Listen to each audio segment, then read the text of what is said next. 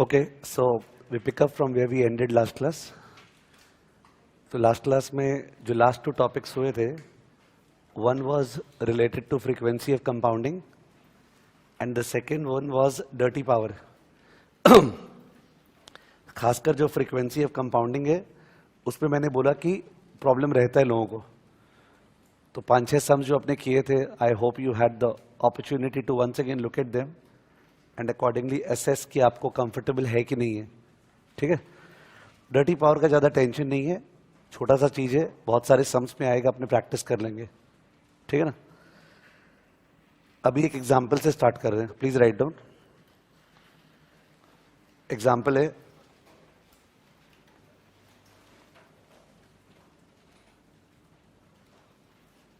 consider a bond with the following features. Consider a bond with the following features.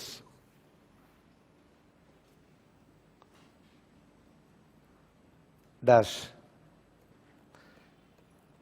Face value 1000. Coupon rate 11% per annum, payable semi-annually. 11% per annum, payable semi-annually. Maturity 5 years. Required return 12%. Price 964. Calculate intrinsic value and advice. Calculate intrinsic value and advice. Calculate intrinsic value and advice.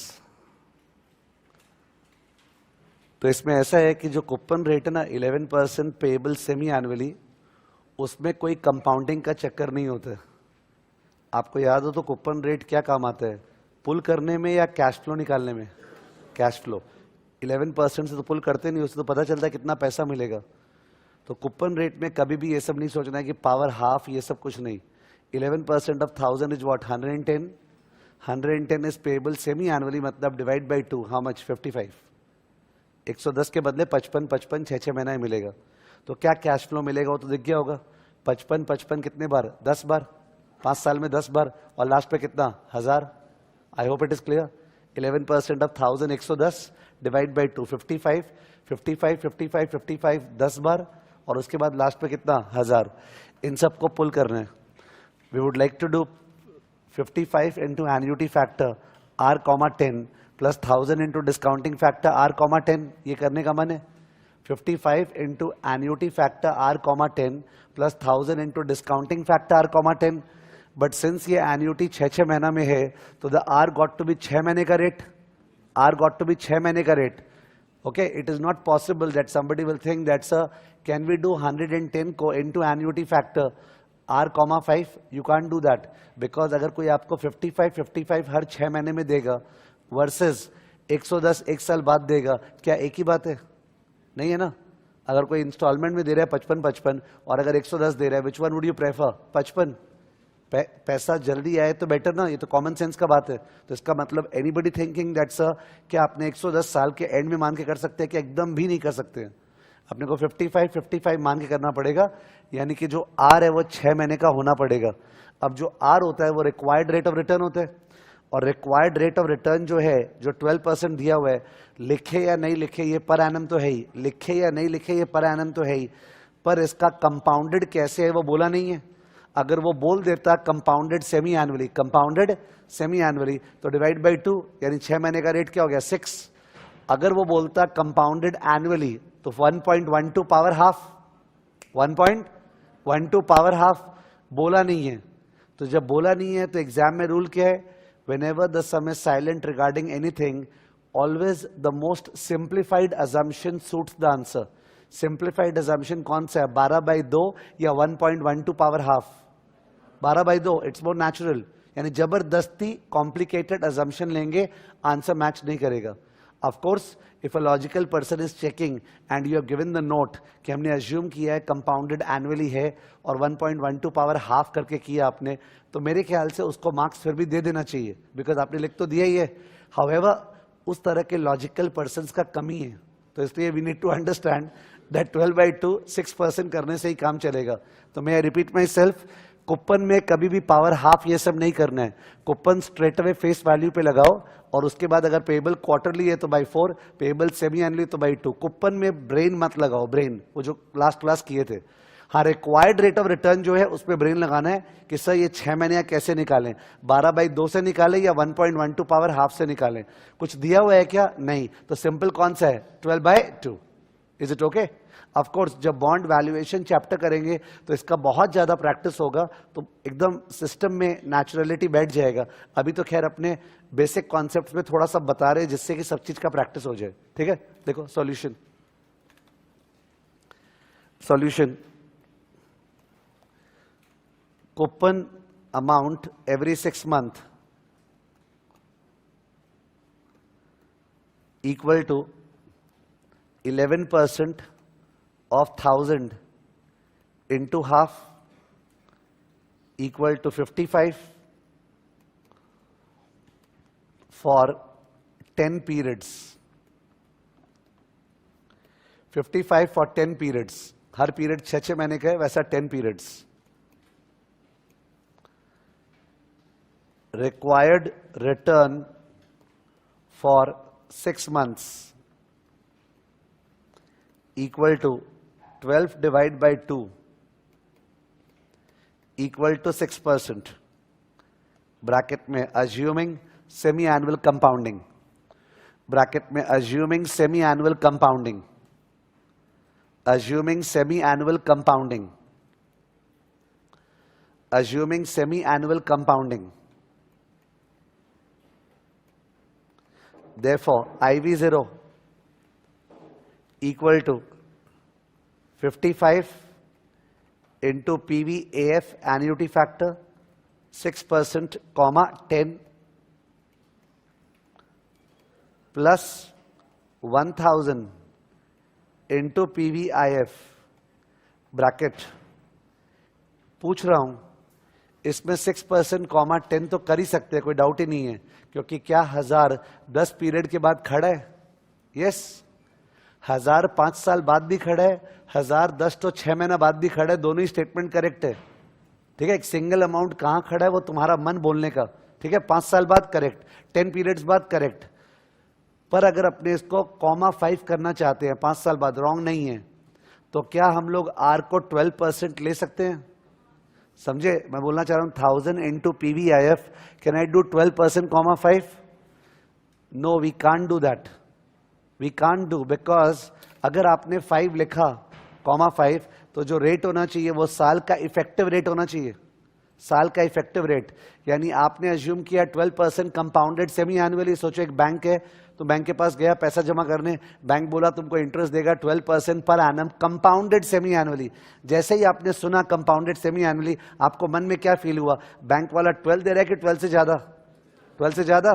Did you feel that कि 12% यार ये तो compounded semi annually है, तो ये 6% 6 महीना में दे रहा है, यानी साल में तो 6 और 6 और 6 का ब्याज 12.36. 12.36. तो अगर 5 यूज करना है तो यू हैव टू यूज 12.36%, 5. वैसे इस सब में, ये सब में जाना ही नहीं चाहिए.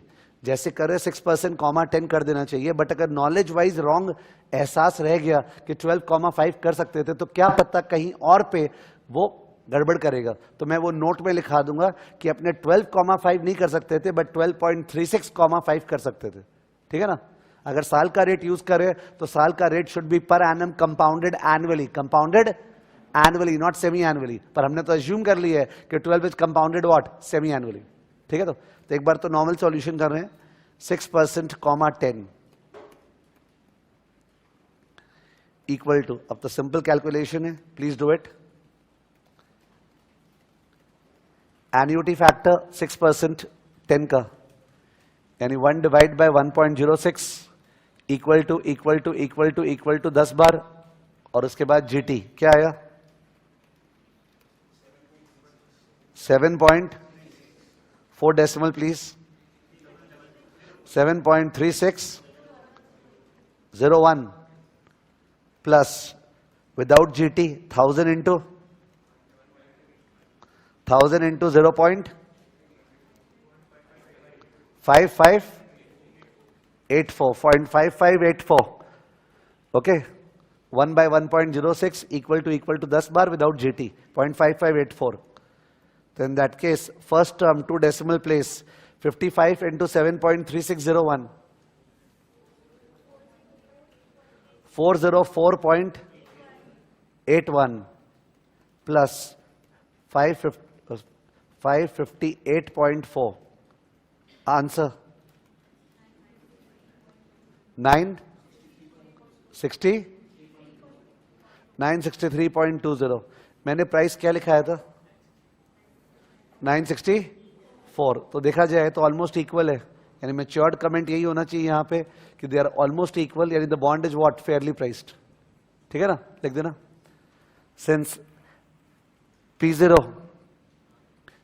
that is 964 is approximately equal to IV0, since P0 that is 964 is approximately equal to IV0, comma, the bond is fairly priced. The bond is fairly priced and it must be held. And it must be held. अगर आपके पास है तो hold करो. And it must be held. Full stop. ठीक है, इस वाले portion को इंपॉर्टेंस दिए. ठीक है, ये वाले पोर्शन को मैं सर्कल कर रहा हूं, यहां स्टार दे रहा हूं और नीचे में स्टार.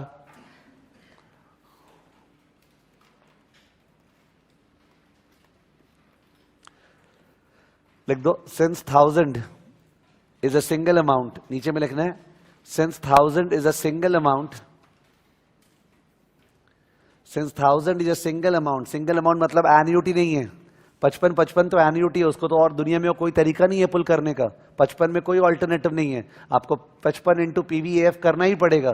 पर 1000 तो सिंगल अमाउंट है, उसका मन आप जैसे भी पुल कर सकते हो.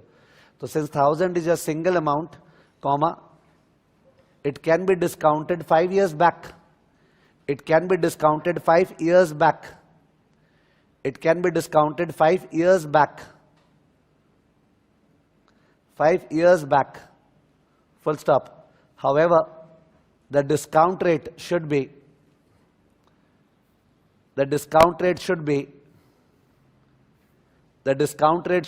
effective annual rate. The discount rate should be effective annual rate. Discount rate should be effective annual rate, bracket EAR. Effective annual rate, bracket EAR, that is per annum compounded annually. That is per annum compounded annually. जो compounded annually होता है उसको effective annual rate बोलते हैं. Compounded annually. Full stop. We have 6% for 6 months. We have 6% for 6 months. 6 महीने का 6% है, तो साल का इफेक्टिव 12 नहीं है, 12 से ज्यादा है. We have 6% for 6 months. Full stop. So EAR equal to 1.06 whole square minus 1. 1.06 का होल स्क्वायर, ये कोई फॉर्मूला नहीं है. 1 रुपया 6 महीने बाद 1.06 बनता है, तो 1 साल बाद क्या बनेगा? 1.06 स्क्वायर, और उसमें से 1 हटा देंगे तो ब्याज आ गया ना. This is not a formula, this is common sense. 1 रुपये का फ्यूचर वैल्यू आफ्टर 2 पीरियड्स, ये आ गया 0.1236 इक्वल टू 12.36%. तो 12.36%, रुके एक सेकेंड. ओके, सो 12.36% जो आया वो इफेक्टिव एनुअल रेट है. लिख दो, hence 1000 into PVIF 12.36%, 5. 1000 into PVIF 12.36%, 5. Correct है, चेक करें क्या आ रहा है. 1000 इंटू निकाल लो। 1 डिवाइड बाय 1.1236 इक्वल टू 5 बार। 1 डिवाइड बाय 1.1236 इक्वल टू 5 बार। क्या आया? 0.5584। ठीक है, अप्रोक्सीमेटली वही आया था। पहले क्या आया था? 6% कॉमा 10 क्या आया था? 0.5584। सेम है ना? बट अगर 12,5 करते हो सेम नहीं आता। अगर 12% कॉमा 5 करते तो ज्यादा आता, वो रॉन्ग है। ठीक है, तो equal to the same figure 558.4। तो ये नॉलेज इंपॉर्टेंट है कि अगर एनुअल पुल कर रहे हैं एनुअल, तो जो रेट होना चाहिए वो एनुअल इफेक्टिव होना चाहिए। ठीक है, तो अगर आप एनुअल पुल कर रहे हो तो छोटा सा चीज है, पता नहीं कहां पे काम आएगा। ठीक है, in fact just for the purpose of convenience let's see किसका दिमाग चलता है। मेरा मन मेरे को 1000 को 60 महीना पीछे टानना है। 1000 को 60 महीना पीछे टानना है। मतलब एग्जाम में मेरे को लगा बैठ के कि सब जन तो स्टूडेंट लोग 6% कॉमा 10 कर रहा होगा, चल कुछ और करते, एग्जामिनर इन्फ्लुएंस्ड होगा। बेवकूफ़ी है फिर भी। ठीक है, तो अपने को 60 महीना पहले टानना है। कर सकते हैं, सेम आंसर आएगा। ठीक है, because is 1000 standing after 5 years? Yes. Is 1000 standing after 6 months? Yes. Is 1000 standing after 60 months? Yes. Single amount को कैसे पुल करेंगे मेरा मन? Okay, I can do that. तो उस केस में इक्वेशन होगा 1000 इंटू PVIF R, 60 R, 60 और R क्या होगा? महीने का रेट। ठीक है, तो 2 मिनट लो, बताओ महीने का रेट क्या है? हेल्प कर दो। रेट चल रहा है 12% पर एनम कंपाउंडेड सेमी एनुअली, माने 6 महीने का रेट 6% है। तुम लोग को मेरे को महीने का रेट बताना है। एक महीने का रेट क्या है? 1% एकदम भी नहीं है। एक महीने का रेट बताना है। अगर 6 महीने का रेट 6% है तो 1 मंथ का रेट क्या है?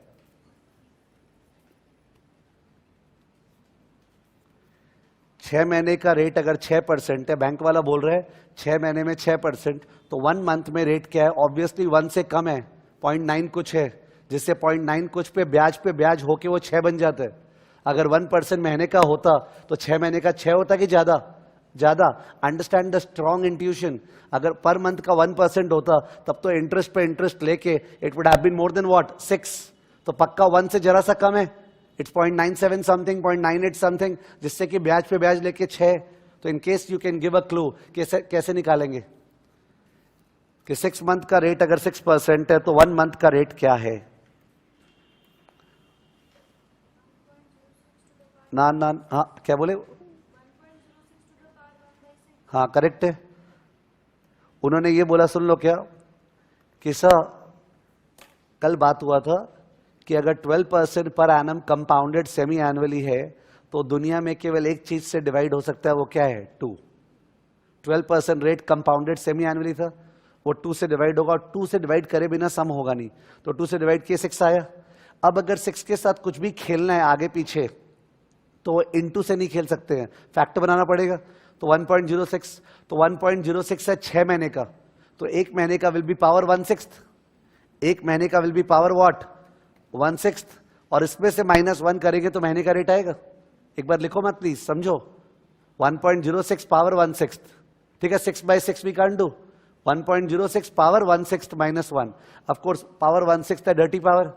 ठीक है, एक बार प्रैक्टिस करें, प्रैक्टिस भी हो जाएगा। कैलसी 1.06 का 12 बार स्क्वायर रूट, 1.06 का 12 टाइम्स स्क्वायर रूट करने के बाद जो आया उससे -1 करने के बाद जो आया उसको इंटू 1/6, उसके बाद जो आया +1, उसके बाद जो आया into equal to into equal to into equal to into equal to into equal to 12 बार, और वो भी जो भी आया उसमें से 1 लेस करके इंटू 100 करो। बोलो, बिकॉज 1 तो लेस करना है ना, ये वाला पार्ट। हाँ, 0.9758%, ये रेट है, लिखने का जरूरत नहीं, रुको एक बार। 0.9758%। ठीक है, नॉर्मली कंफर्ट लेवल पे आपको लगेगा नहीं ये सब, बिकॉज ये गंदे में जा रहे हैं ना, माने अपने 1 महीने का निकाले 6 महीने से, वो भी गंदा रेट्स आ रहा है, तो कंफर्ट जो बोलते हैं ना वो ज्यादा आता नहीं है। But the point is not about comfort, you got to know it. ठीक है, कि मेरे को 6 महीने का रेट अगर पता है तो मैं महीने का रेट कैसे निकालूं? मैं डिवाइड बाई 6 नहीं कर सकता हूं। और सबसे इसका बड़े सेटिस्फाई तुम कब होगा, जब तू अपना ब्रेन यूज करेगा। 0.9758 अगर बैंक वाला 1 महीने में दे रहा है तो ब्याज पे ब्याज लेके वो 6 महीने में बन जाता है कितना, 6। अगर बैंक वाला 1 महीने में 1% देता रहता तो वो 6 महीने में क्या बनता, 6 या 6 से ज्यादा, 6 से ज्यादा। That is required so that आप मन में सेटिस्फाई कर सको अपने आप को, समझ गया। तो 0.9758% है। देखो पैरा चेंज, वहां पे पैरा चेंज क्या लिखा था, in fact just for the purpose of perfection, in fact comma just for the purpose of perfection, in fact comma just for the purpose of perfection, just for the purpose of perfection, let us try to pull 1000, let us try to pull 1000 60 months back, let us try to pull 1000 60 months back। चलो 1000 को 5 साल पीछे नहीं, 60 महीना पीछे टाने, 60 months back, full stop। we require discount rate for 1 month, we require discount rate for 1 month। हम लोग को महीने का डिस्काउंट रेट चाहिए, discount rate for 1 month, full stop। once again we acknowledge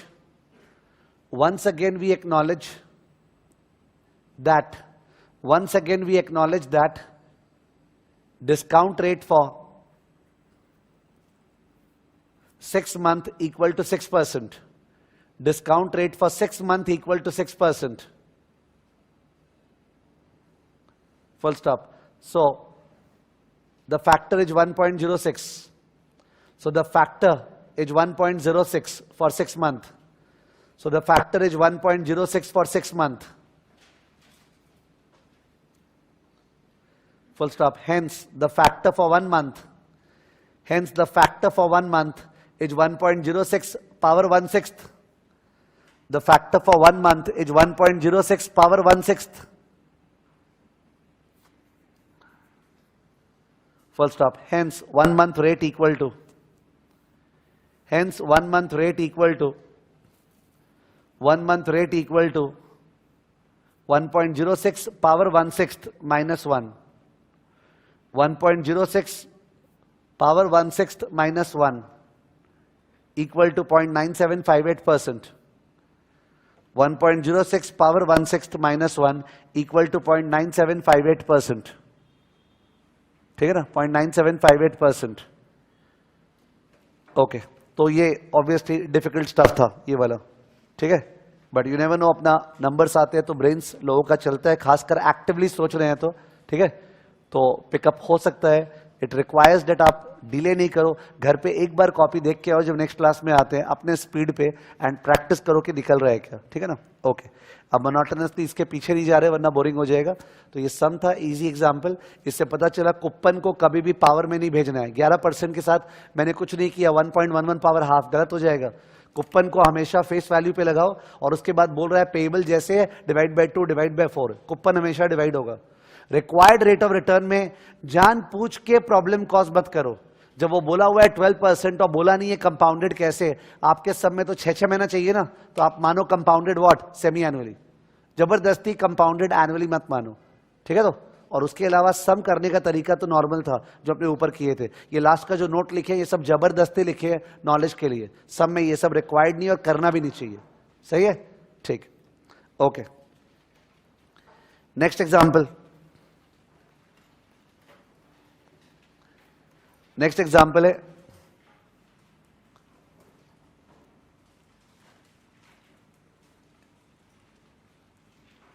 if interest rate is 15% per annum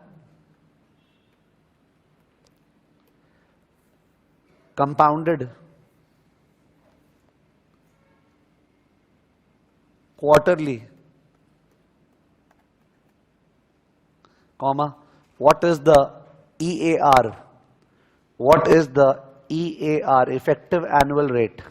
एक bank वाला तुमको ब्याज दे रहा है 15% पर एनम कंपाउंडेड क्वार्टरली, तो सुनते ही समझ में आ जाता है अच्छा यार अपने को तो हर क्वार्टर में कंपाउंडिंग हो रहा है, तो ब्याज घर पे जो आ रहा है साल में 15 आ रहा है कि 15 से ज्यादा, 15 से ज्यादा, इट इज इंट्यूशन, वही 15 से ज्यादा निकालना है। करें प्लीज, वेट कर रहा हूं।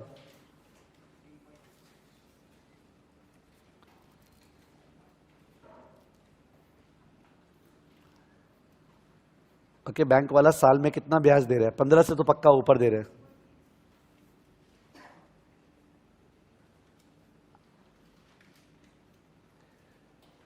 बाई चांस कोई भी पर्सन अगर स्ट्रगल कर रहा है, उसको फिर से कल का एडवाइस कि कंपाउंडेड क्वार्टरली देख के अगर तुम इसको डिवाइड बाय 4 नहीं कर रहे है तो तुम्हारा मन गंदा है। कल जो डायलॉग हो रहा था, because you are hearing compounded quarterly and then you are not dividing by 4, तो how do I teach you? Compounded quarterly सोचते ही सबसे पहले आप डिवाइड बाय 4 कीजिए, 15/4।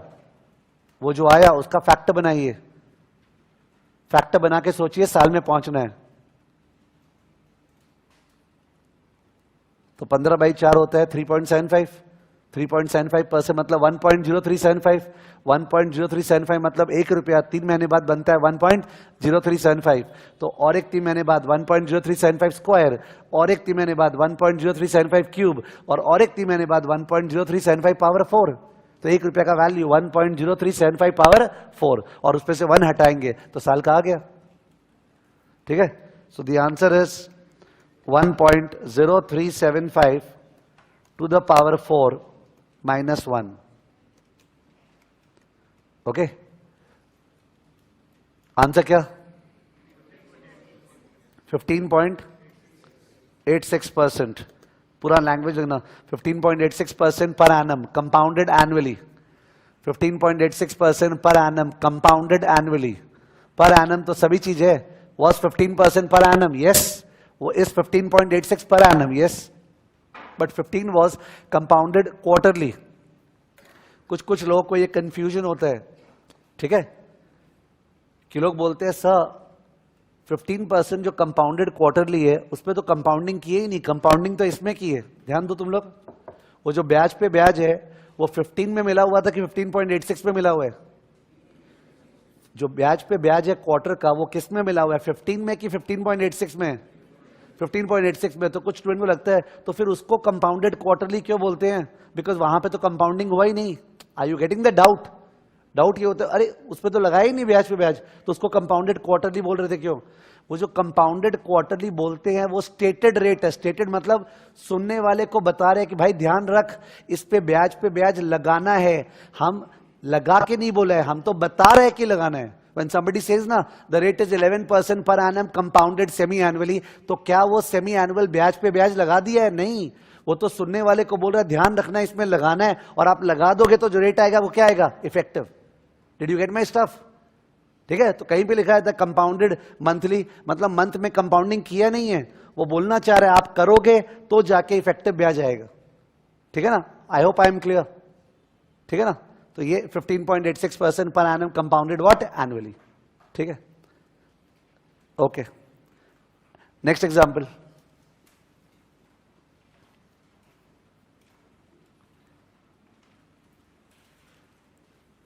what should be the price of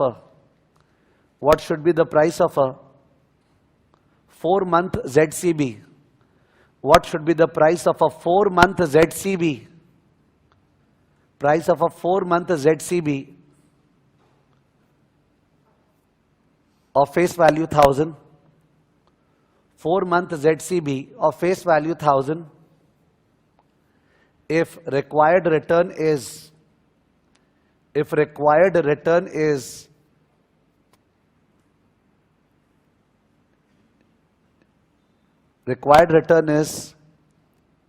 11% per annum compounded annually. 11% per annum compounded annually. तो 1000 को pull करना है आप लोग को 4 महीना पीछे। Please do it. 1000 को पुल करना है 4 महीना पहले। 1000 डिवाइड बाय कुछ होगा।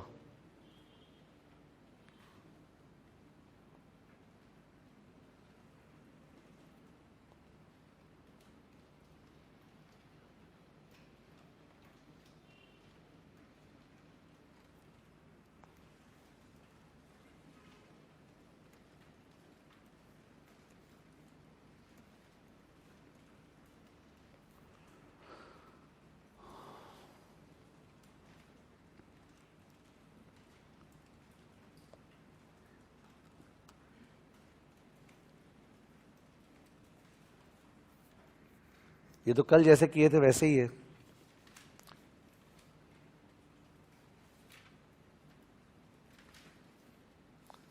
यस, आंसर्स क्या आ रहे हैं? 964.84 आ रहे क्या? 932 960 965.84 पीपल आर सेइंग 965.84 आ रहे हैं। इसमें तो कोई दिक्कत नहीं होना चाहिए था, 1000 को पुल कर रहे हैं अपने, तो इन दैट केस आपको दिखा रेट है 11% पर annum compounded what annually.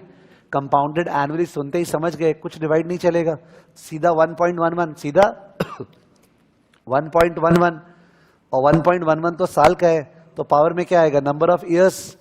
Power में क्या आएगा? Number of years. तो 4 month is how many years? 1/3। 4 month is 4/12 ना, 1/3 years.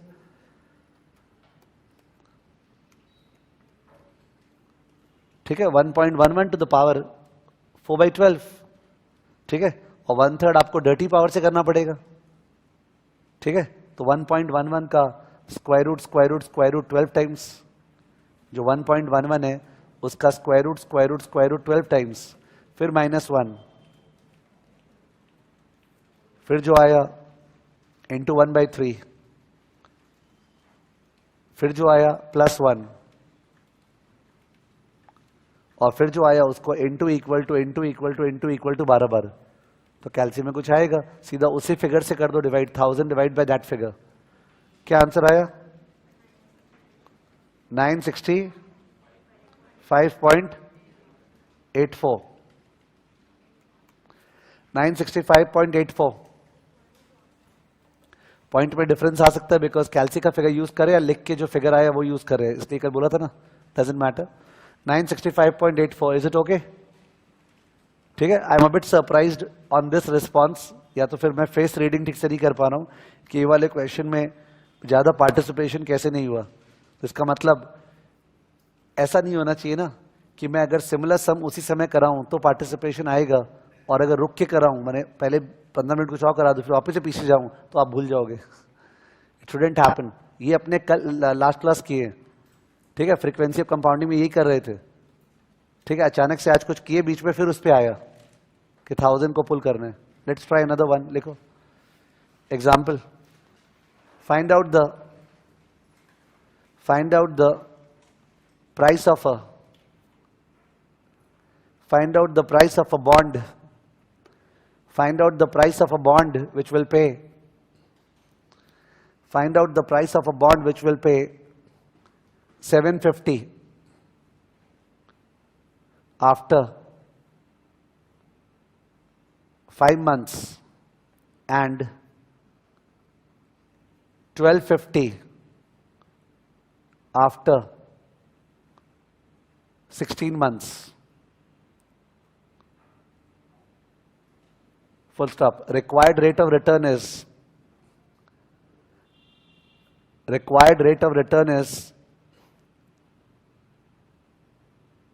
8% per annum compounded semi-annually.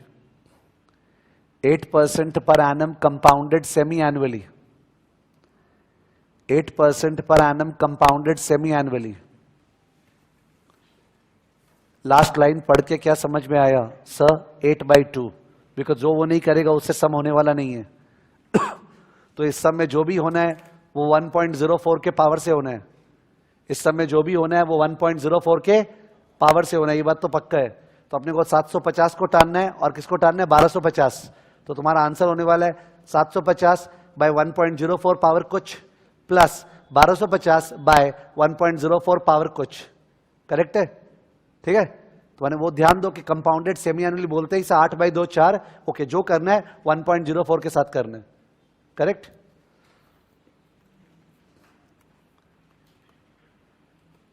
IV0 equal to 750 divide by 1.04 power something, यहां कुछ आएगा, plus 1250 divide by 1.04 power something, यहां पे कुछ आएगा।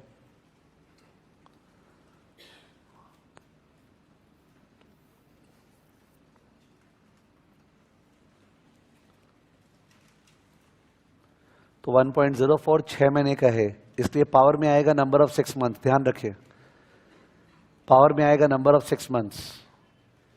5 मंथ कितना 6 मंथ होता है? 5/6। और 1250 कब था?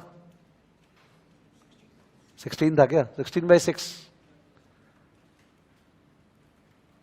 अगर साल का होता है 1.04 तो पावर में आता 5/12 और 16/12। बट सिंस 1.04 तो 6 महीने का है, तो 5 month is how many 6 month? 5/6।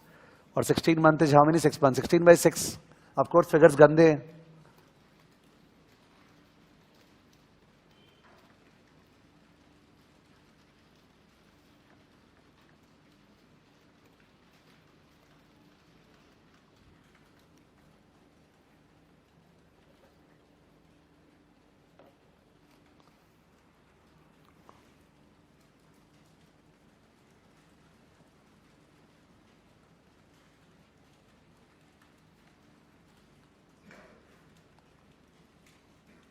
Dirty power जैसा चीज ऐसा चीज है जो कि अगर कोई करेगा नहीं कैलकुलेटर से, वो कभी जिंदगी में कंफर्टेबल नहीं हो सकता है। ठीक है, वेट इंतजार किस चीज का है?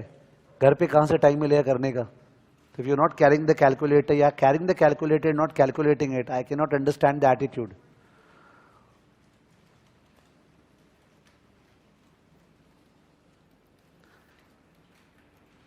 यस बताइए, फर्स्ट टर्म क्या आया?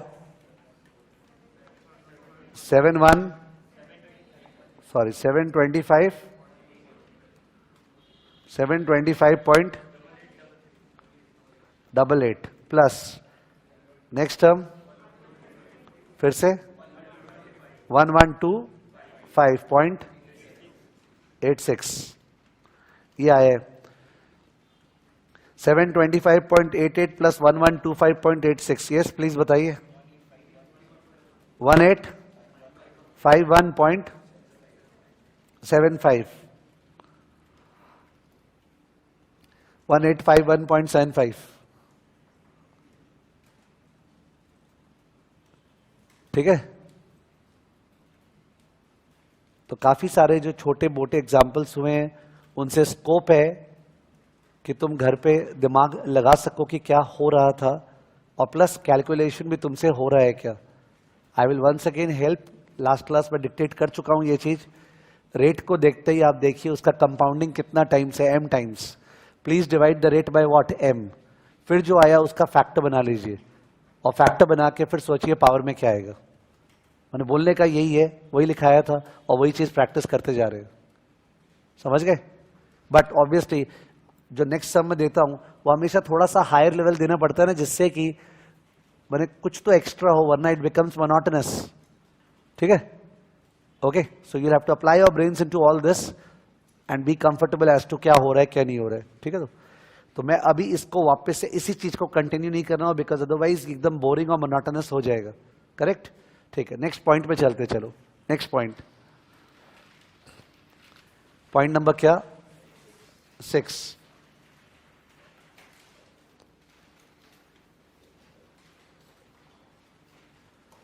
पॉइंट नंबर 6 में लिखिए कंटिन्यूअस कंपाउंडिंग।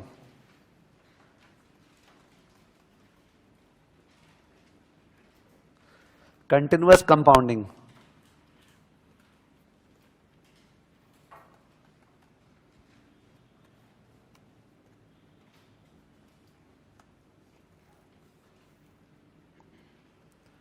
इसका मतलब होता है compounding not semi annually, not quarterly, not monthly, not daily, compounding every moment.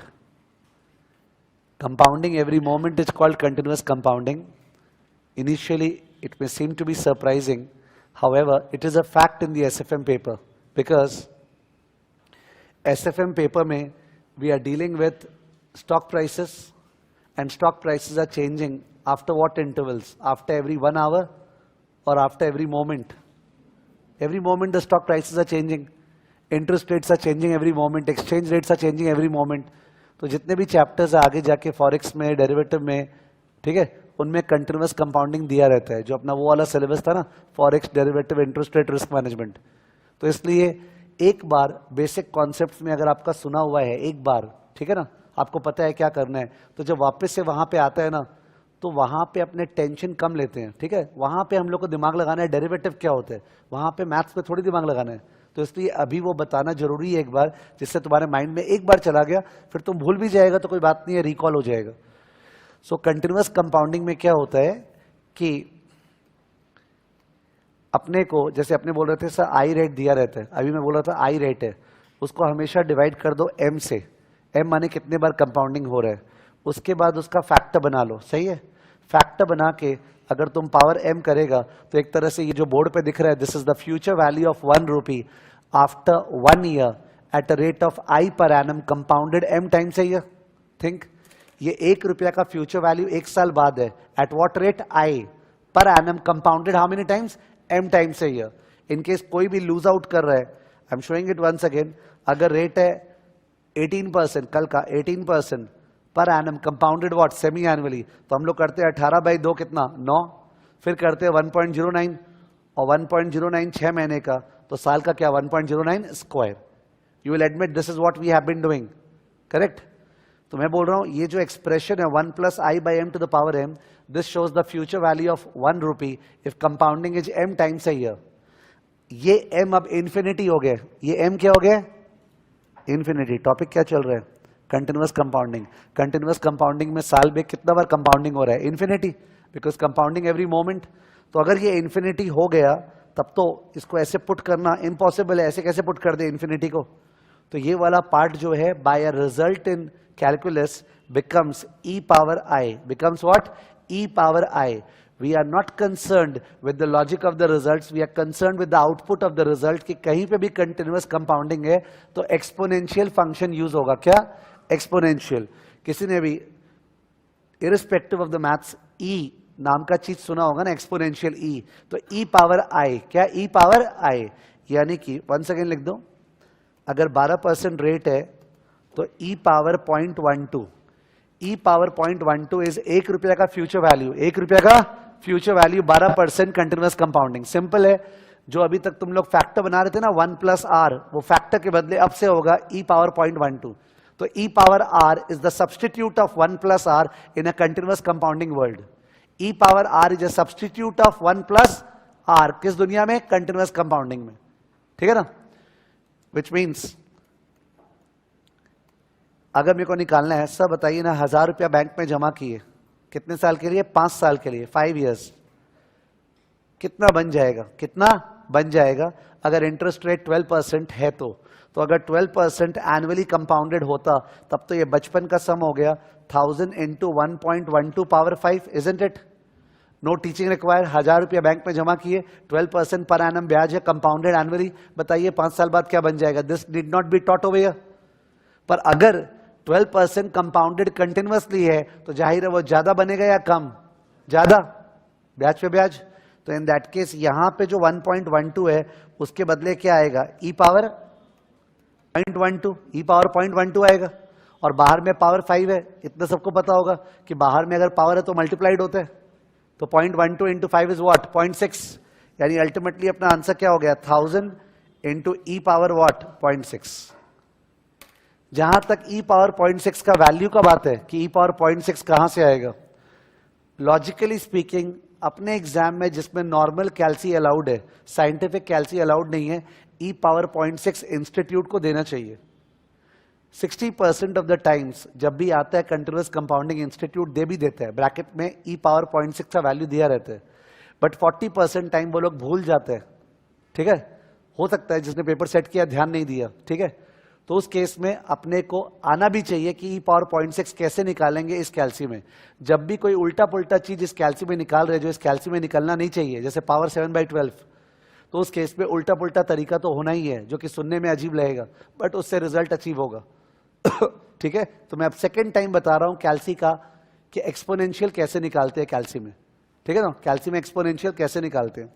तो उसके लिए पहले एक फिगर जो मेरे को याद है वो बता दूं, e पावर 0.03 होता है 1.03045, ये सबसे कॉमन फिगर है जो एग्जाम में आता है कि e पावर 0.03, 3% अगर कंटिन्यूअस है तो बताओ 1 रुपया का फ्यूचर वैल्यू कितना, 1.03045।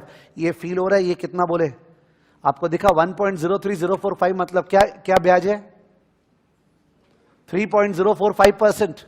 अगर मैं बोलता आपको 3.045% का फैक्टर बताओ तो बोलता ना 1.03045, तो 3% कंपाउंडेड कंटिन्यूअसली मतलब इफेक्टिव ब्याज इज व्हाट 3.045।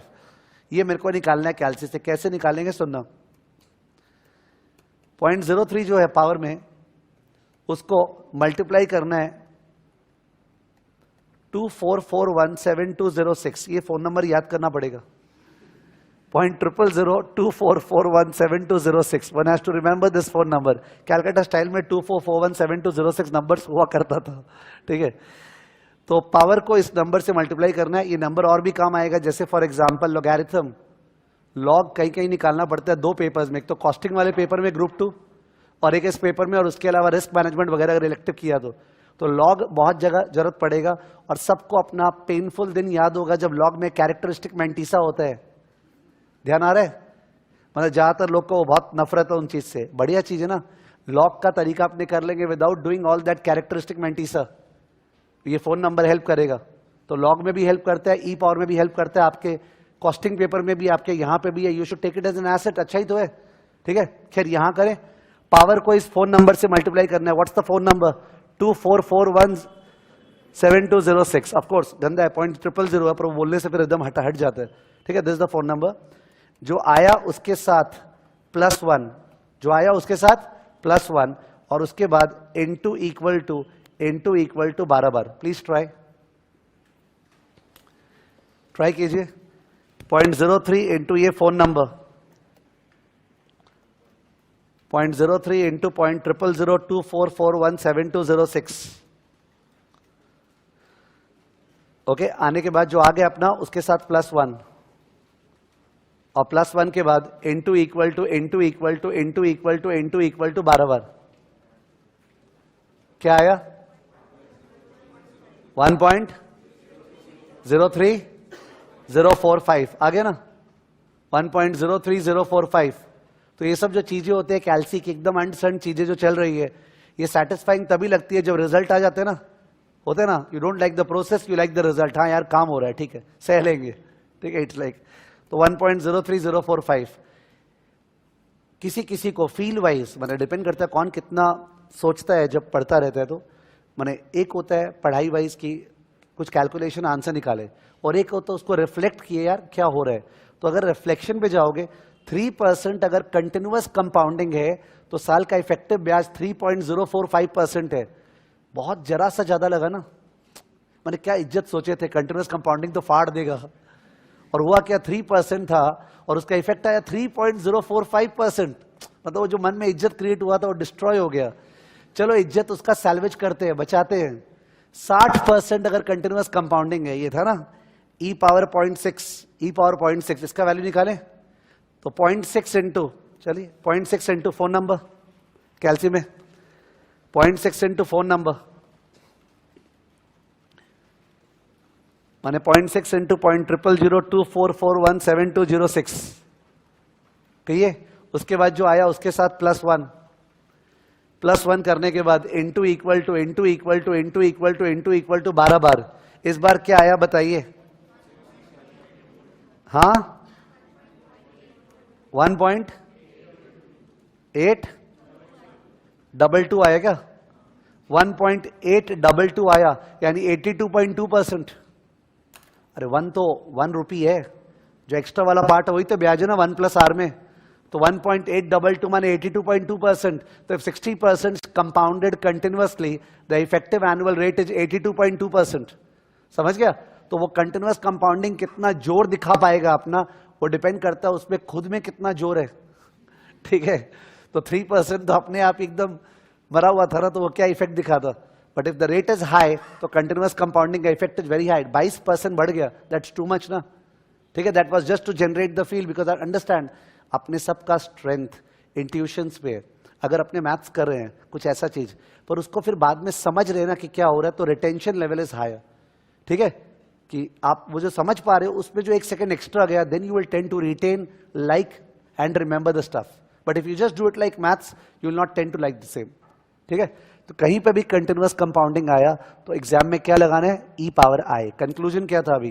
कहीं पे भी कंटिन्यूअस कंपाउंडिंग आया लगाना है ई पावर आई, ठीक है। तो और ई पावर आई लगाने के बाद कैलकुलेट कैसे करना है, power into phone number plus 1, power into phone number plus 1 into equal to into equal to into equal to बराबर. Is it okay? Let's write down.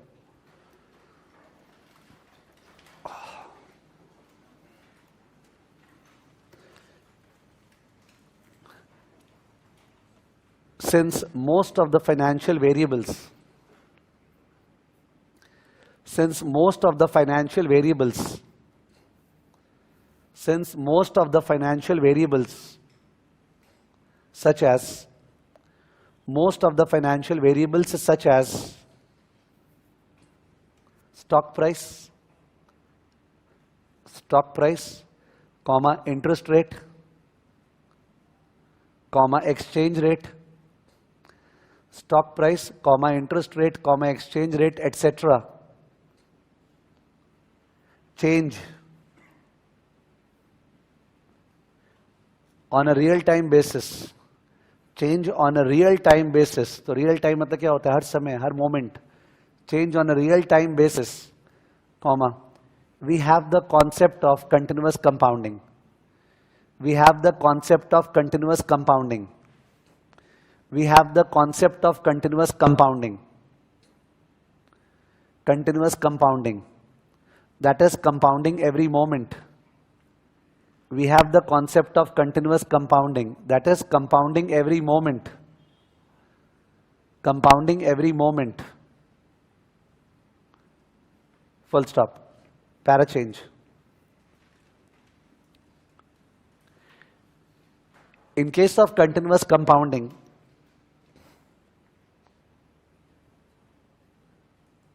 comma, the future value of 1 rupee, the future value of 1 rupee, that is 1 plus r, the future value of 1 rupee, that is 1 plus r, will become e power r, will become e power r. जहां पे भी अपने वो factor use करते थे अभी तक 1 plus r, उसके बदले e power r, will become e power r. Full stop. To calculate e power r, to calculate e power r, comma, the steps are,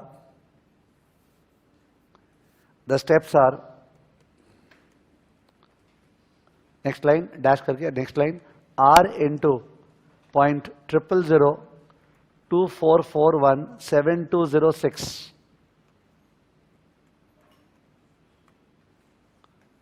फिर +1, फिर into equal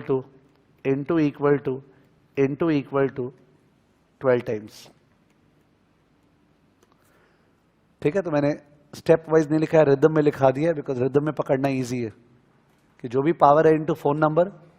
ठीक है, इसको अपने फोन नंबर बोले थे तो बोलने से रिटेंशन लेवल बढ़ जाएगा. तो ऑब्वियसली 0.000 देख के तो फोन नंबर नहीं लगता है, बट आगे वाला पार्ट देख के ऐसे ध्यान रह सकता है. ओके, ठीक. Example,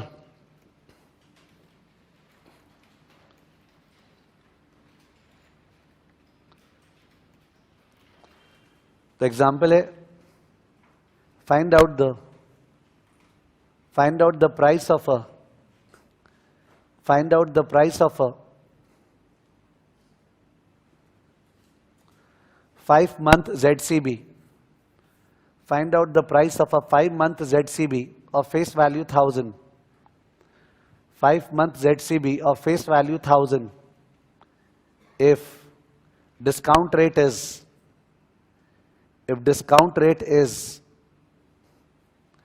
12% per annum compounded continuously. 12% per annum compounded continuously. 12% per annum compounded continuously. ठीक है, सिंपल सम है. तो सॉल्यूशन, ये सब सम्स जो एक दो तो जो मैंने लास्ट पे लिखा है जिनमें एडवाइस नहीं पूछा, उनमें क्या है ना, देखो मैं बोलना चाहिए फाइंड आउट द प्राइस. तो समबडी गेट्स कंफ्यूज्ड कि सर आपने बोला था एक होता है शुड बी प्राइस मतलब IV0 और एक तो है एक्चुअल प्राइस क्या P0. मैंने बोला था दो चीज. अगर सम उसके ऊपर फोकस नहीं कर रहा है तो सम क्या बोलना चाह रहा है, जो तुम निकाल रहा है वही IV0 वही P0 है. इन सब सम्स में। तुम देख रहे होगे लास्ट के 1-2 सम्स में मैं सीधा पूछ रहा हूं कैलकुलेट द प्राइस, तो somebody कैन बी कंफ्यूज्ड, ये क्या निकल रहा है सर, शुड भी निकल रहा है कि एक्चुअल, पर सब में तो एक्चुअल दिया हुआ नहीं है। मैंने आपको मन में क्या मानना है, ओके जो निकल रहा है वही शुड भी है, वही क्या है एक्चुअल। यानी कोई लेफ्ट साइड में P0 भी लिख सकता है, कोई लेफ्ट साइड में IB0 भी लिख सकता है, ये मानते हुए कि दोनों क्या है same. Understood, the focus is not there. तो price equal to 1000 divide by, ठीक है, e टू द पावर 0.12 और बाहर के ब्रैकेट में 5/12, सही है ना। हम लोग नॉर्मली करते 1.12 टू द पावर 5/12, यहां पे e पावर 0.12 और बाहर में 5/12, तो इक्वल टू क्या आ गया 1000 divide by e to the power 0.05, because 0.12 into 5/12 तो 0.05 हो गया, इक्वल टू कर लो 0.05 इंटू फोन नंबर आपकी कॉपी में लिखा हुआ है 0.05 इंटू 0.000244172006 जो आया +1, फिर इंटू इक्वल टू 12 बार, और वो जो भी आया 1000 डिवाइड बाय दैट। अब कुछ लोग वो नंबर कॉपी करके फिर डिवाइड करते हैं, कुछ लोग डायरेक्टली जो कैलसी में आया उससे डिवाइड करते हैं, ठीक है ना, दोनों चीज एक्सेप्टेबल है। बताओ क्या आंसर है, 951.22 अप्रॉक्स 951.22 है, ठीक है ना। तो अंडरस्टैंड, देखो पढ़ाते हुए एक चीज क्लियर है कि इंडिविजुअल एफर्ट के ऊपर और कुछ नहीं है। यानी हो सकता है किसी को कहीं कहीं कोई कैलकुलेशन में क्लास में बैठे हुए दिक्कत होती रहे, बट इतना कैलकुलेशंस अपने करते जा रहे हैं ना कि आपके पास अबंडेंट प्रैक्टिस का स्कोप है कि घर पे एक बार फिर से कॉपी खोले, कैलसी खोले और चालू करे, एंड अगर सब मैच होता रहा तो अपने आप कॉन्फिडेंस आ जाएगा, ठीक है ना। अगर कोई हो रहा होगा तो वैसा, बिकॉज बीच में अब मैंने फॉर एग्जाम्पल e पावर 0.05 का स्टेप थोड़ी लिखूंगा मैं तो ऑलरेडी ऊपर लिखा चुका हूं, तो यू विल हैव टू सी आपका आ रहा है कि नहीं आ रहा है, ठीक है। 951.22, तो ये कंटिन्यूअस कंपाउंडिंग का मतलब है। Do not mind the fact that sir आप केवल एक ही सम करवाए, क्योंकि कंटिन्यूअस कंपाउंडिंग का ऐसे सम नहीं आता है टाइम वैल्यू मनी का, उसका एप्लीकेशन आएगा। तो मैं तो केवल मतलब बताया, एक छोटा सा सम करा दिया जिससे कि हैबिट हो गया, बट प्रैक्टिस नहीं की है because this sum doesn't come. Will do it in forex, will do it in derivative, ठीक है, ठीक है। Next point, point number 7। तो ध्यान रहे बेसिक कॉन्सेप्ट्स में मेरे को दो चीज आप लोगों को करवाना है, एक है applications of time value of money और दूसरा है एप्लीकेशंस ऑफ स्टैटिस्टिक्स। अपना applications of time value of money चल रहा है। कल क्लास स्टार्ट हुई, हमने सबसे पहले किया components of interest rate. 3 components था, risk free real rate of return, inflation premium, risk premium, ठीक है। इन्फ्लेशन को रेट में लेंगे तो बन जाएगा नॉमिनल, रिस्क प्रीमियम को रेट में लेंगे तो बन जाएगा रिस्क एडजस्टेड। वो जो लेंगे का बात है वो ऐड करना अलाउड नहीं है, क्या होता है मल्टीप्लाई, फैक्टर इंटू फैक्टर -1, क्या था फैक्टर इंटू फैक्टर -1, और जब हटाना है से नॉमिनल रेट में से इन्फ्लेशन हटाना है तो फैक्टर डिवाइड बाय फैक्टर -1। ये अपने फर्स्ट 2 पॉइंट्स में किए थे कल, फर्स्ट और सेकंड पॉइंट में। डायरेक्टली कोई सम नहीं आता, इसका काम आएगा, तुम खुद देख लेगा आने वाले चैप्टर्स में कि यार जो एक एक क्लास पे पढ़ाया हुआ है, फर्स्ट क्लास पे जो पढ़ाया हुआ वो सपोज डायरेक्टली पेपर में काम आता है, ठीक है। तो वो 2 करने के बाद I went into the stuff of DCF, क्या DCF, ये कभी भी फ्यूचर कैश फ्लोज है उनको पुल करना है प्रेजेंट वैल्यू, उसको अपने डिस्काउंटेड कैश फ्लो बोलते हैं। और डिस्काउंटेड कैश फ्लो में पुल करने के लिए अपने वहां पे जरा सा डिस्काउंटिंग फैक्टर मैंने फोकस नहीं किया, उस पर एन्युटी फैक्टर वो भी फोकस नहीं किया, because I was finding that लोगों का रिस्पॉन्स बढ़िया था, you knew as a result of the inter level, पर फिर भी रिपीट कर दिया, पर उसको डिक्टेट नहीं किया। I did not dictate, I think PVIF कैसे निकलेगा मेरे नोट्स में डिक्टेटेड नहीं है, वो अपने समझ गए थे 1 डिवाइड बाय 1.12 इक्वल टू आ जाएगा, ठीक है ना। उसके बाद अपने आए थोड़े से डिफिकल्ट अफेयर में जहां पे नंबर्स ज्यादा आते हैं, तो नंबर्स वाले में अपने आए फ्रीक्वेंसी ऑफ कंपाउंडिंग, कि आप क्या करोगे, साल का रेट 18% है और 6 महीने का चाहिए, तो 18/2 करेंगे कि 1.18 पावर हाफ करेंगे। तो समझ में आया, कंपाउंडेड सेमी एनुअली है तो 18/2 और कंपाउंडेड एनुअली है तो 1.18 पावर हाफ।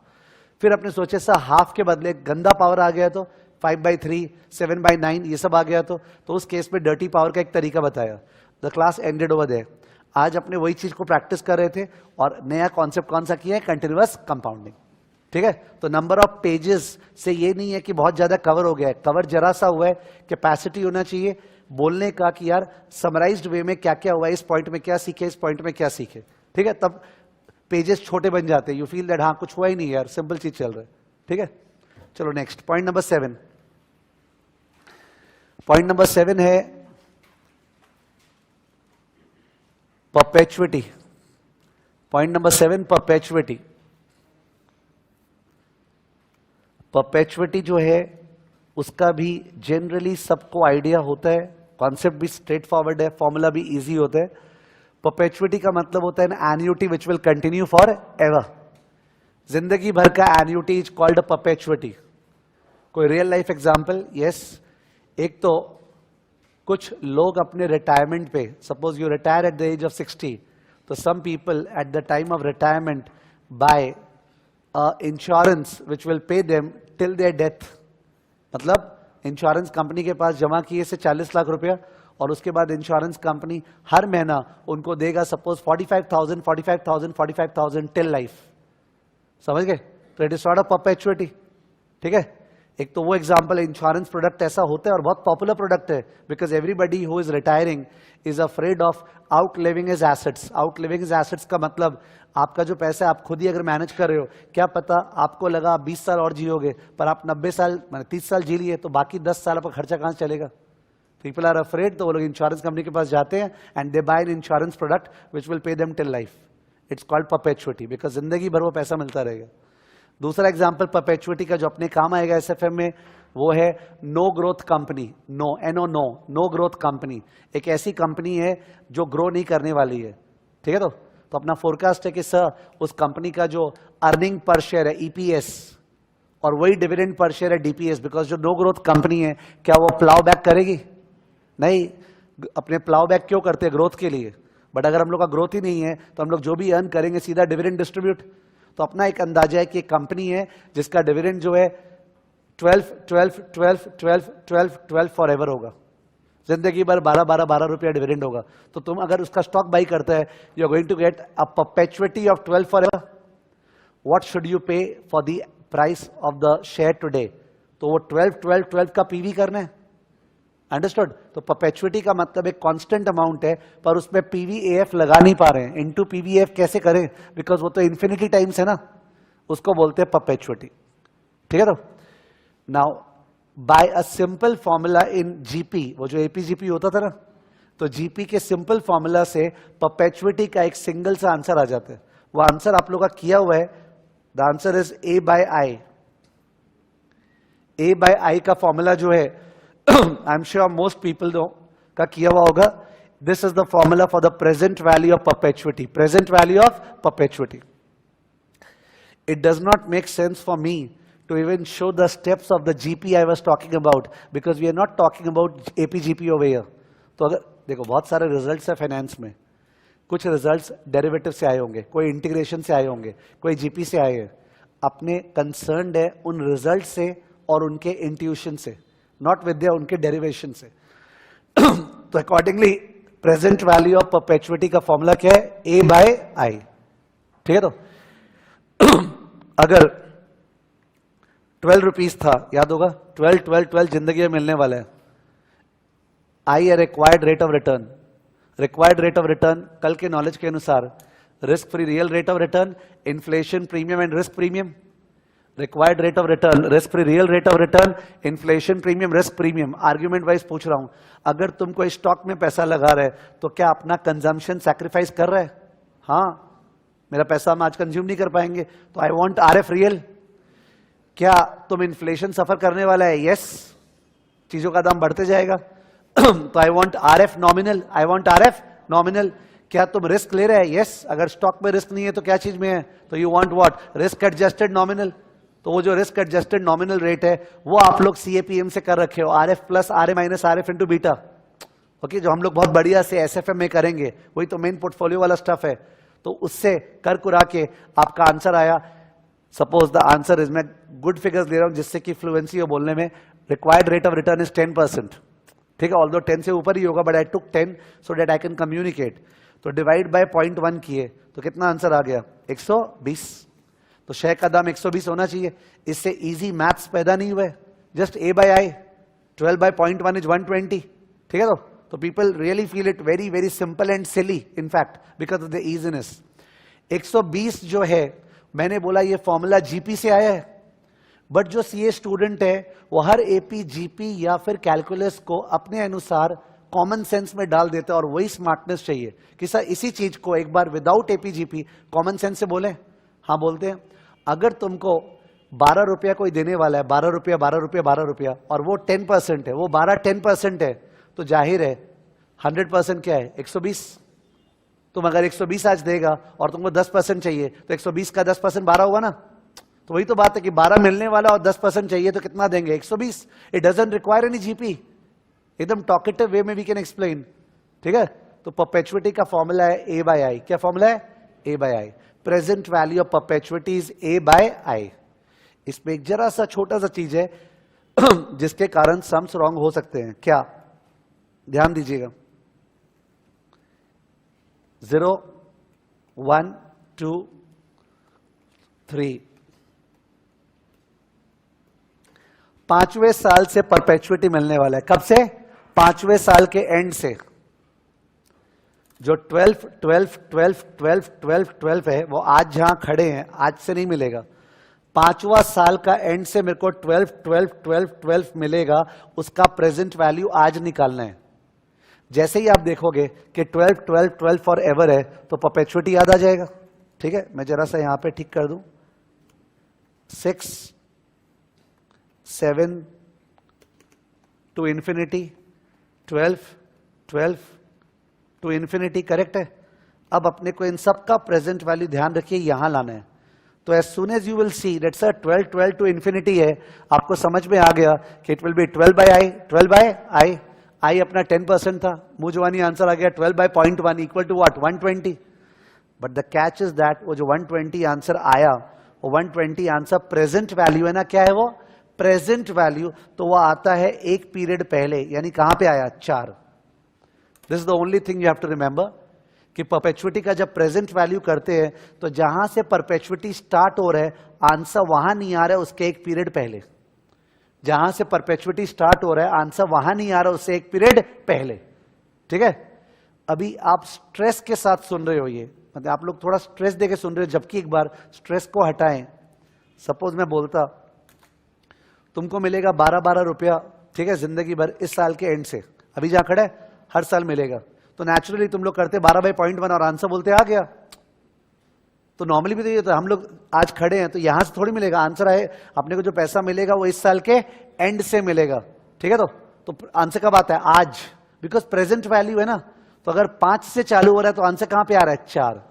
तो अगर ये सम करते रहते अपने, ये वाला सम करते तो तुम लोग पहले 12 by 0.1 करते तो आंसर आता है 120। 120 क्या है? 4 पे। अब आंसर लाना है 0 पे, तो 120 को कितने साल पीछे टालना है? 4। तो इंटू डिस्काउंटिंग फैक्टर 4 साल का, इंटू डिस्काउंटिंग फैक्टर 4 साल का। तो गलती क्या होगा? अगर तुम 12 by 0.1 120 किया और भूल के मल्टीप्लाई कर दिया डिस्काउंटिंग फैक्टर 5 साल का, क्योंकि आपको दिखेगा सब में क्या लिखा हो 5 साल बाद चालू हो रहा है, तो भूल के गलती से लगेगा कि वो 5 पे आया और 5 साल पीछे टान देंगे, तो सम गया ना। ठीक है, एक हार्श लैंग्वेज, एक हार्श लैंग्वेज।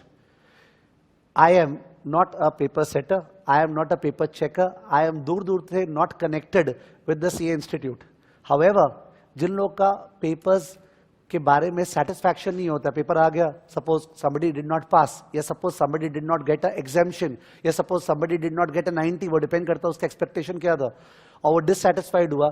तो कोई मेरे को सपोज एग्जाम का वो रिजल्ट आने के बाद लिख रहा है सर एकदम आप जैसे जैसे कराए थे वैसे वैसे करके आए थे, उसके बावजूद भी 32 आया।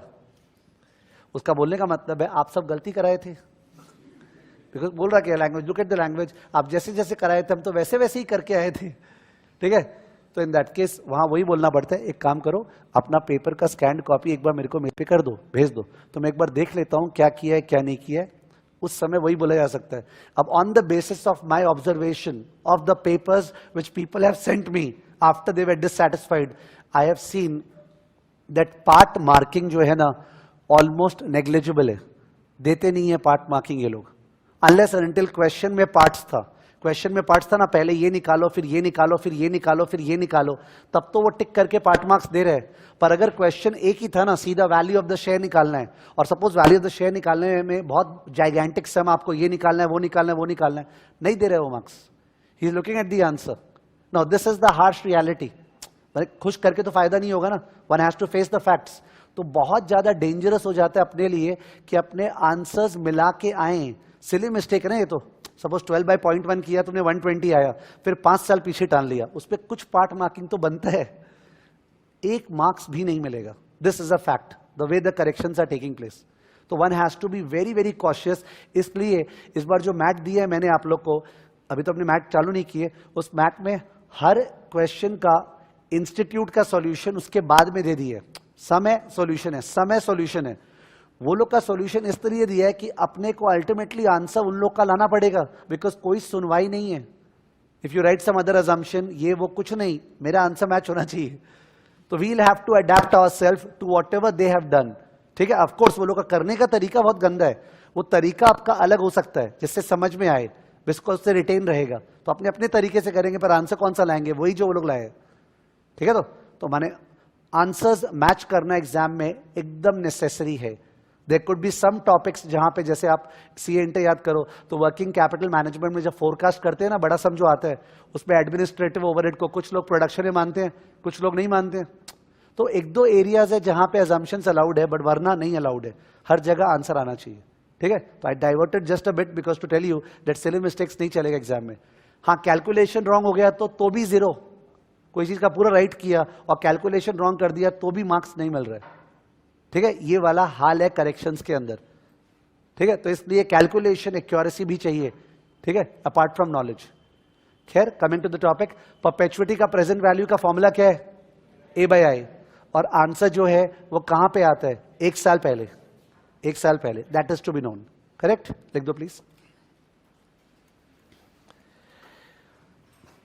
Perpetuity is an annuity to continue forever. Perpetuity is an annuity to continue forever. Perpetuity is an annuity to continue forever. Is an annuity to continue forever. Full stop show कर दो. Number line 0, 1, 2, 3, dash dash dash to infinity. Perpetuity है A dash dash dash to infinity. 1 से चालू हो रहे हैं, अपने 0 पे खड़े हैं, इन सब का पीवी करना है।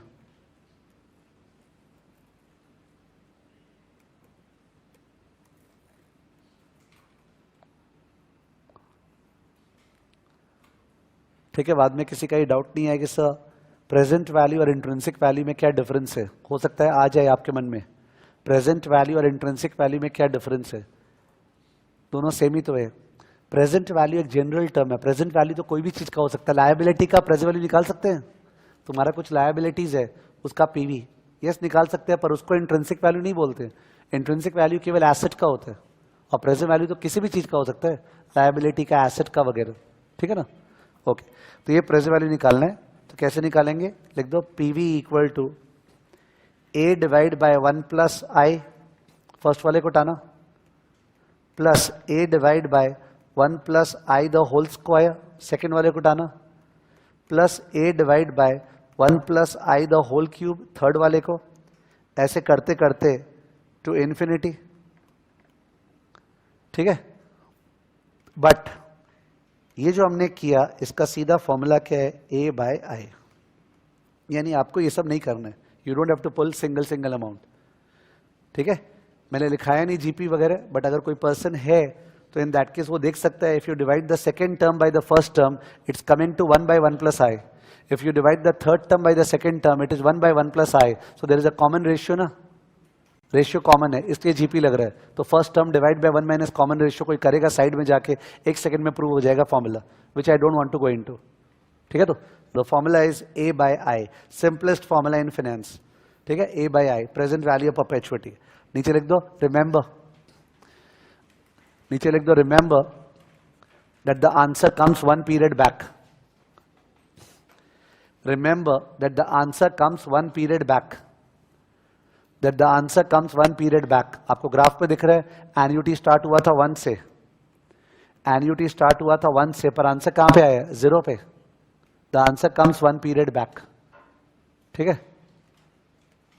सो लिख लो example.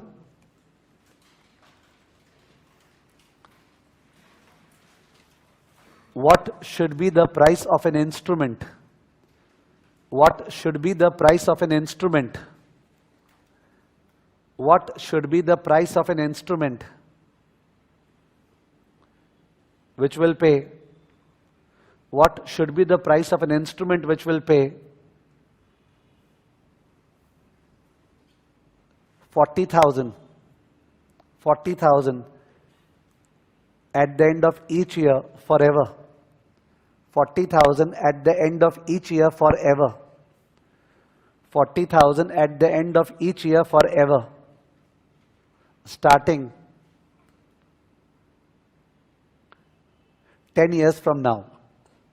Starting 10 years from now. Starting 10 years from now. Full stop. Required return is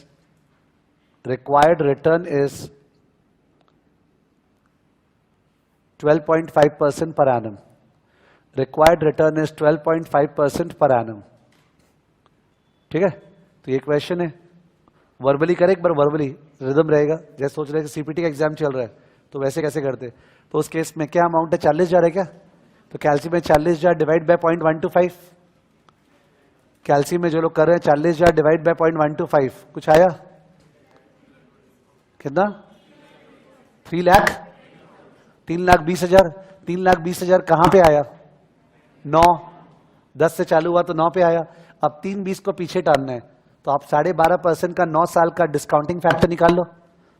कैल्सी में 12.5% का 9 साल का डिस्काउंटिंग फैक्टर, 12.5% का 9 साल का डिस्काउंटिंग फैक्टर माने 1/1.125 इक्वल टू 9 बार जो आया, दैट इंटू 3,20,000. दैट इंटू 3,20,000 क्या? बोलो आंसर. 1,10,800. That's the answer. कई बार चीजें बहुत इजी होती है, रिटन फॉर्मेट में थोड़ा अपने स्लो कर देते हैं. वही अगर मल्टीपल चॉइस होता ना, it would have been so easy. ठीक है ना? Okay, let's do it. Solution. PV of perpetuity, PV of perpetuity at t equal to 9. t equal to 9 मतलब 9 साल बाद. at t equal to 9 equal to a by I, तो equal to 40,000 divide by 0.125 equal to 3,20,000.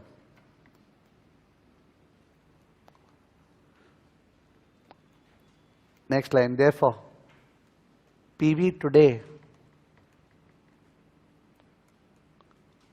Bracket में PV today लिखने का मेरे को ध्यान आया कि मेरा क्वेश्चन का लैंग्वेज था प्राइस. क्या लैंग्वेज था? प्राइस ना. तो जो क्वेश्चन का लैंग्वेज है उसी लैंग्वेज में आंसर लास्ट पे देना चाहिए. तो मैंने PV today लिख दिया, तो उसी को लिखा that is price. Price today equal to 3,20,000 into PVIF bracket 12.5% comma 9 equal to क्या है आप लोग का? 1,10,860 अप्रॉक्स. तो 40 जिंदगी भर पाने के लिए 10वें साल से हम लोग आज 1,10,860 देने को तैयार हैं.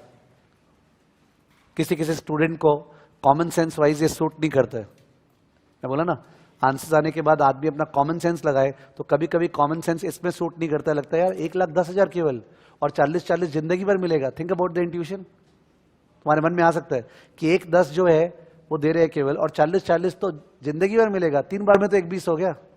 But I you not understanding कि वो 40 जो 60 साल बाद मिलेगा, वो 40,000 जो 60 साल बाद मिलेगा, माने 60 साल बाद भी तो एक 40 है, उसका पीवी आज के दिन कोई निकालेगा तो ऑलमोस्ट 0 आएगा, because when you divide 40,000 by 1.125 to the power 60 or 1.125 power 60 is so big, there is no relevance at all.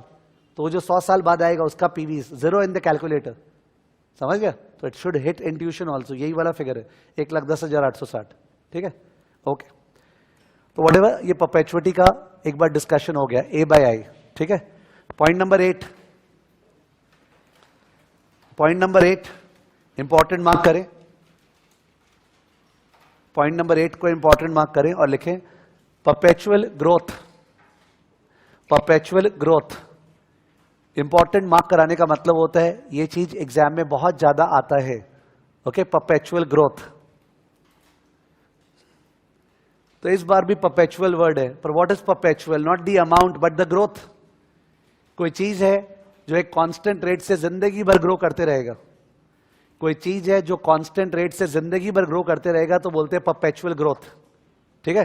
तो which means figures would be something like this, कि आपको मिलने वाला है, सिंपल फिगर दे रहा हूं, 100 रुपया 1 साल बाद, 100 रुपया 1 साल बाद, should I call it C1 या C0?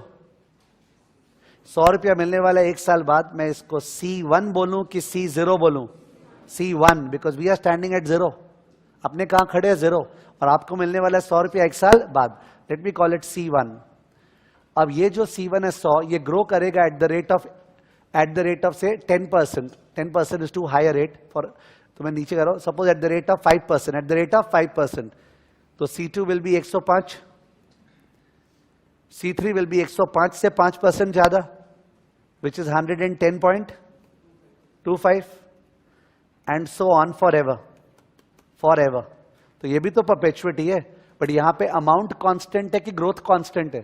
ग्रोथ। ये तो कोई हालत में, ये तो एन्युटी भी नहीं है, अमाउंट ही अलग अलग है, बट रिलेशन क्या है? इस पे ग्रोथ 5% मिला हुआ है, तो टॉपिक ठीक ही है, परपेचुअल ग्रोथ।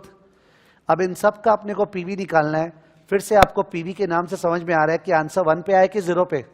0 पे, क्योंकि अपने चालू करेंगे ऐसे ना, ये दिख रहा होगा सबको, आंसर 0 पे आएगा, वो टोन मेंटेन्ड है, ठीक है?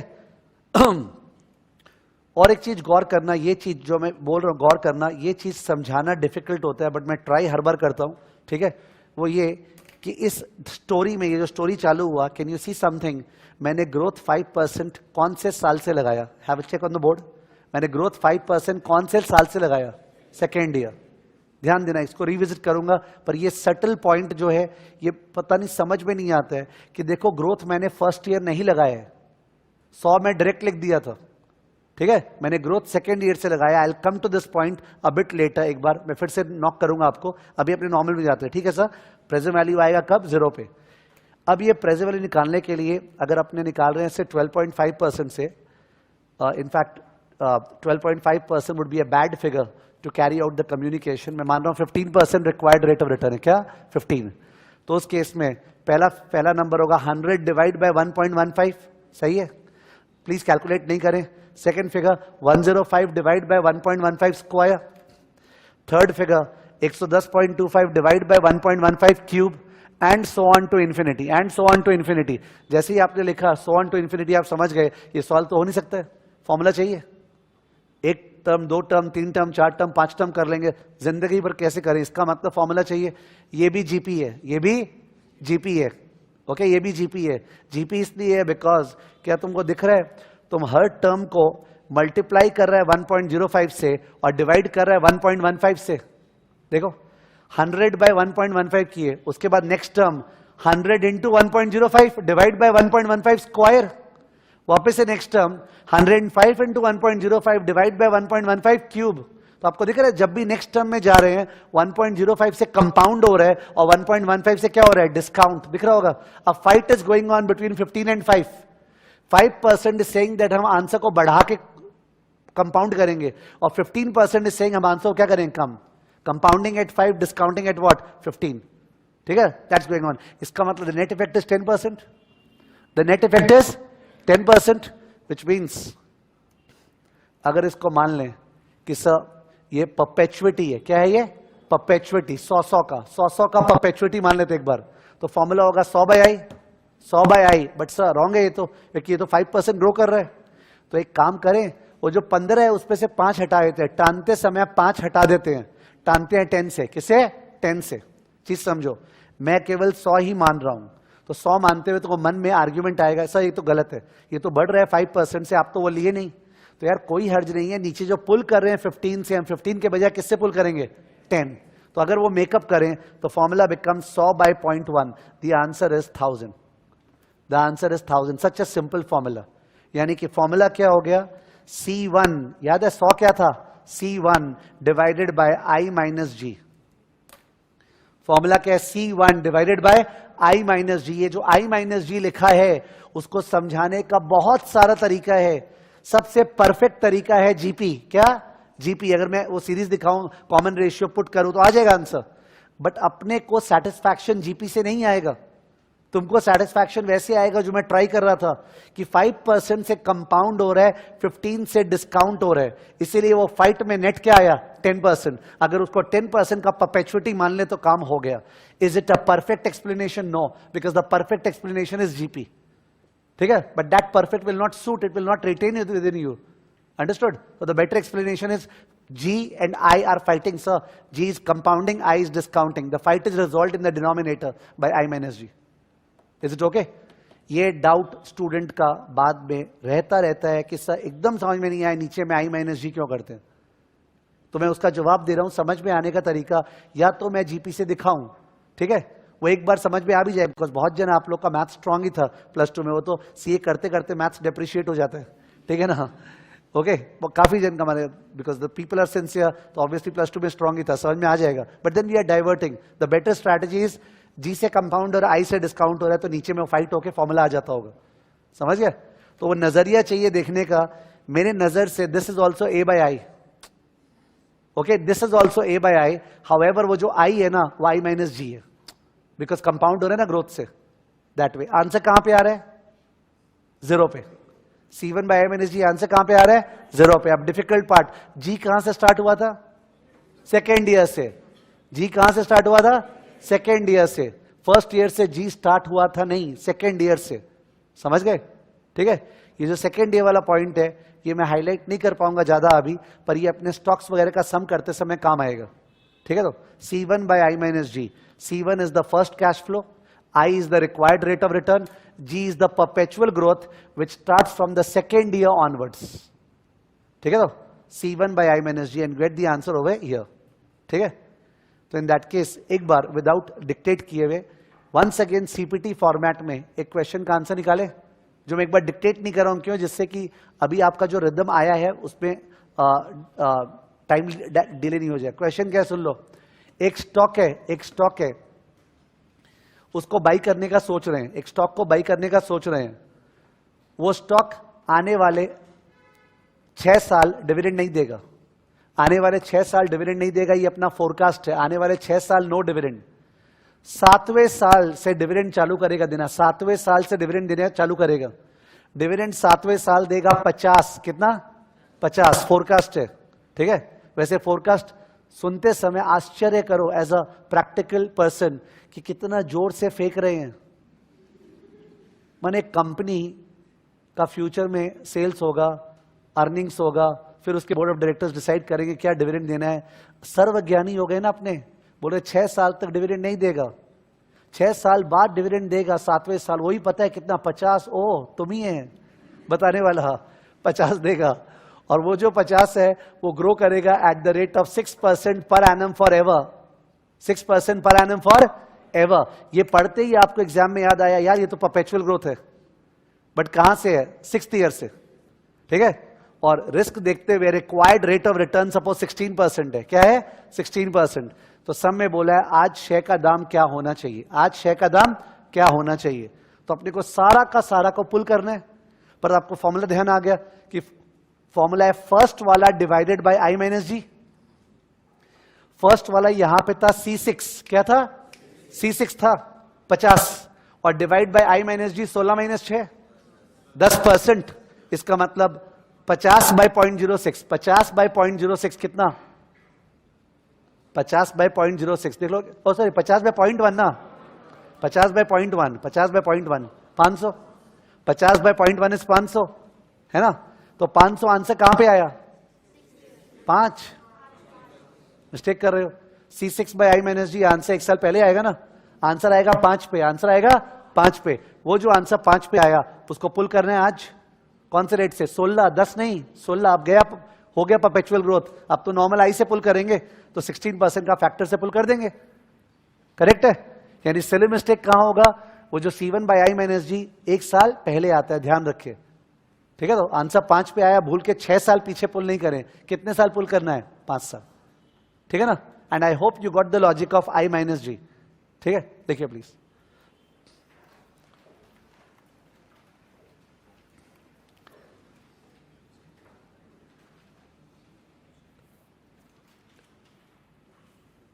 लिख दो, we have a situation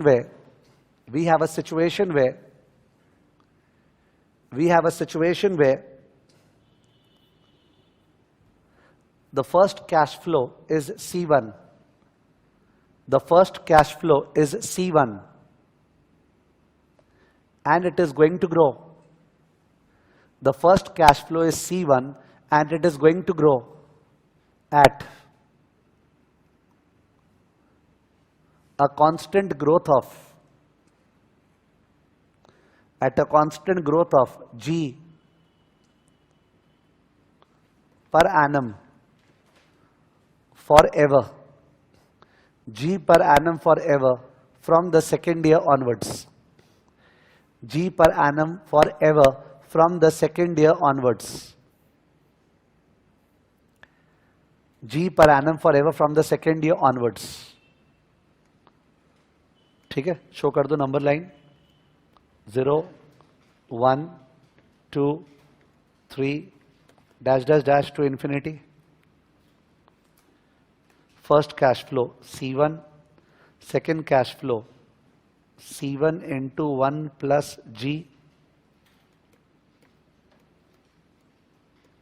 third cash flow C1 into 1 plus G the whole square, dash dash dash to infinity. पहला cash flow C1, second cash flow C1 into 1 plus G, third cash flow C1 into 1 plus G the whole square. अब जब इसका PV करेंगे तो ये 1 साल पीछे टानेंगे, ये 2 साल पीछे, ये 3 साल पीछे।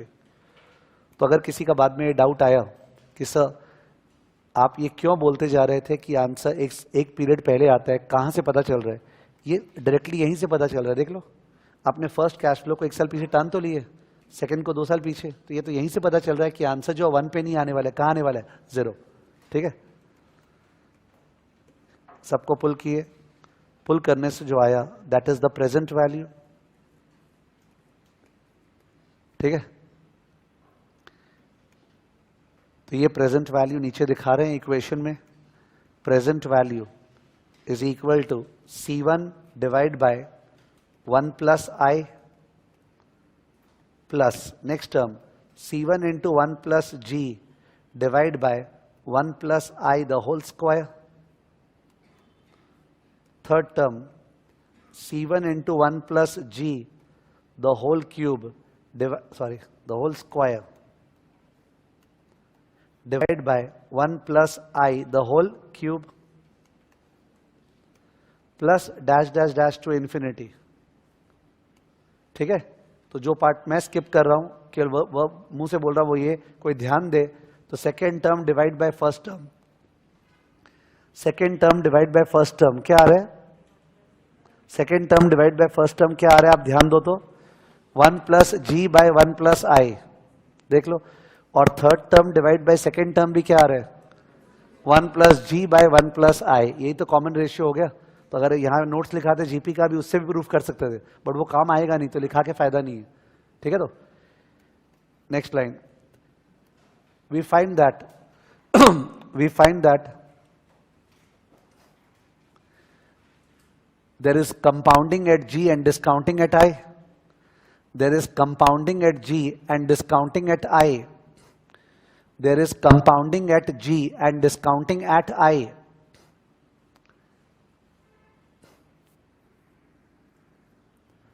Full stop. This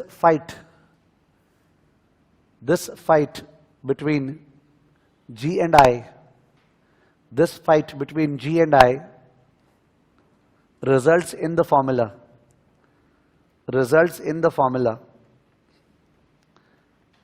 dash, next line,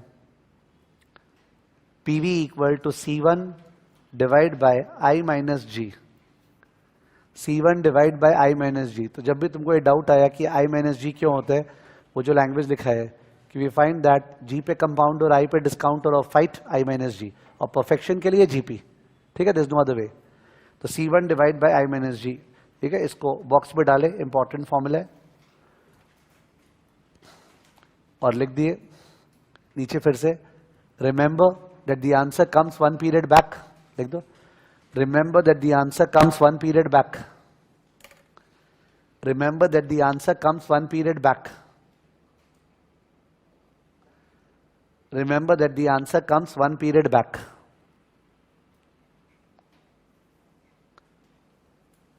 ठीक है, इसका प्रैक्टिस जो है वो अपने ब्रेक के बाद करेंगे। We are taking a 10 minutes break.